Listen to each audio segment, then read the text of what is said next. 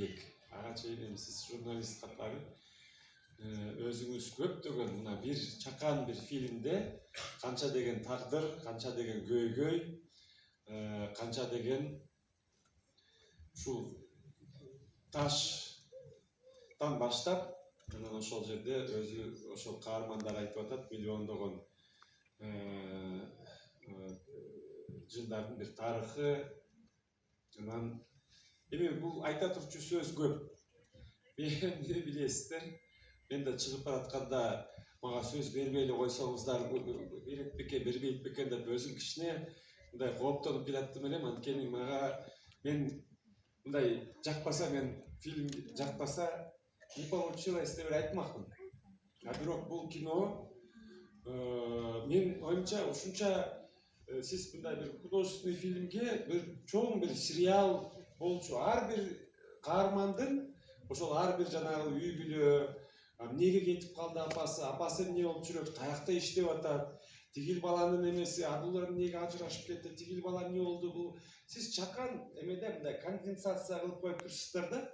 Менимче даже жанагы сериалдарды чыгарып атканда эме кылып чыгарып коет, жанагындай пилот деп коебу, эме деп коебу, потому что ар бир ушул жерде каарманда сюжетти ушунчалык кенен, көркөм, толук көрсөтө турчу. Мага ушундай таасир калтырды. Мен айтып атам, ошол тигил эмне болуп кетти, тиги сюжетный линия каяка кетти, тигил эмне болду экен, тигил бабуш келин эмне болду, алар балдар эмне болду, жана бирок мага Ильястын апасы каякта жүрөт, ал доктор беле же эмне болду экен, ал келгенде эмне болду.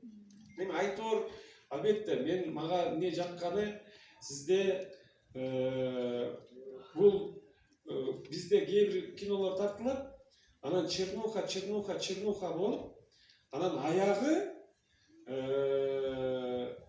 ушул Ильястыкы чын болуп чыгат да. А сиздики көркөм кино, искусство. Искусство деген эмне? Бизге бир сабак, жаштарга сабак, элибизге сабак. Сиздики аягында чындык жеңет. Жанагындай мисалы Мелиса Курсан ошол өзү чындык, акыйкаттык үчүн күрөшкөн, ушул ак менен каранын күрөшү да жашоо, тагдыр, тарыхыбыз, өзүбүздүн эле мына жашообузда. Ошондуктан мен сизге биринчиден ошол чернухага кетип калбаганыңыз, анан ушул өзүбүздө бир тарбиялык иш, ушул өзүбүздүн баардыгыбызга мына канча деген сюжетный линия болуп атат, өзүбүздүн эле бул кичинекей айылдын же ошол шаарчанын тагдыры дейбизби, өзүбүздүн республикабыздын, өзүбүздүн мына азыркы күндөрүбүздөгү тагдырды, тарыхты дагы ошол мындай таразага таш болуп, кайсы эмне аягында эмне болот деген сөздөр менен ушундай мен айта турчу сөздөр көп. Билесиздер, чыгарма китепти окуйбузбу же кинону көрөбүзбү, булга бир канча бир күн да керек, бир канча жумадан кийин биз өзүбүз ушундай таасирленип, анан ошол өзүбүздүн баягыдай өзүбүзгө дагы кандайдыр бир мындай бир жыйынтык чыгара турчу дагы менин оюмча убакыт керек. Бирок менин биринчи болгон мындай таасирлениим, бул фильм өтө мыкты жана жалпы ушундай экрандарга чыгарып атасыздарбы. Анан чет өлкөгө чыккан биз азыркы киночулар менен сүйлөшүп калабыз. Жүрөк мындайда бизде ушул 90 жылдары мына биякта биздин чеберлерибиз да турат.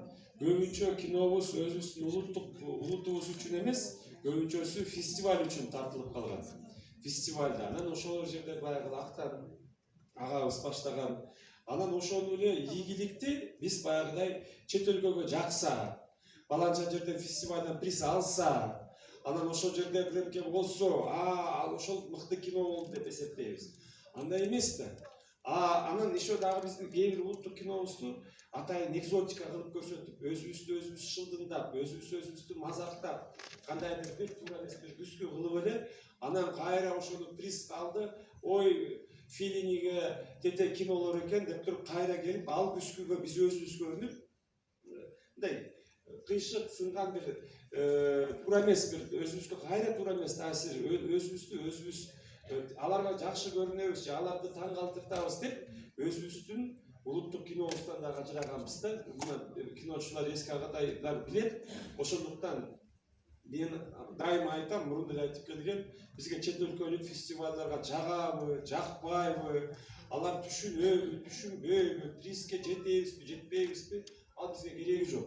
Бизге өзүбүздүн азыркы искусствобуз, азыркы мына кинобуз өзүбүздүн улутубузга, өзүбүзгө керек, өзүбүздүн азыркы жашап аткан тарыхыбыз, тагдырыбыз, жанагындай бир чыналуулар, жанагылар суроолор, кимдики, кандай, эмне деген ошол суроолорго өзүбүзгө сиз суроо коюп, өзүңүз жооп берип, өзүңүз кандайдыр бир бизге бир тартуулап атасыздар.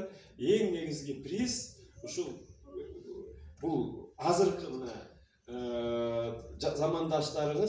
замандаштарыңыз, анан албетте бул уже чыгарма буюрса бул кинонун дагы баягыдай өзүбүздүн кыргыз кинонун көчүрүн улантып, өзүңүздүн дагы жанагындай бир ушул салымыңыз болуп атат. Ошондуктан мен сизди куттуктайм Айчүрөк.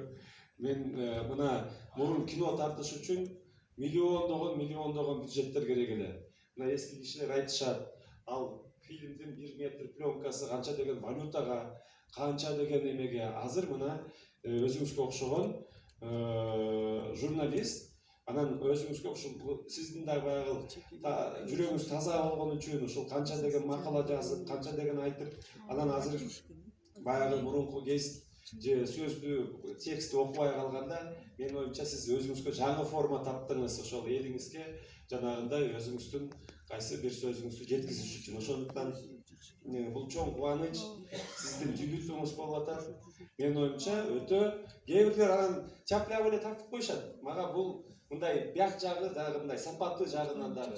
Это не халтура, это мындай вот мастерство, художественный бир жакшы кино болуптур. Ошондуктан мен Айчүрөк сизди да куттуктайм, съемочный топтун баардыгын да куттуктайм. Анан баардыгыбыз дагы ушул жакшы бир кино жаратканы менен, анан жакшы бир мазмундуу, маанилүү, өтө мыкты бир фильм болгону менен мындай мен сизди куттуктайм. Мен абдан ыраазымын.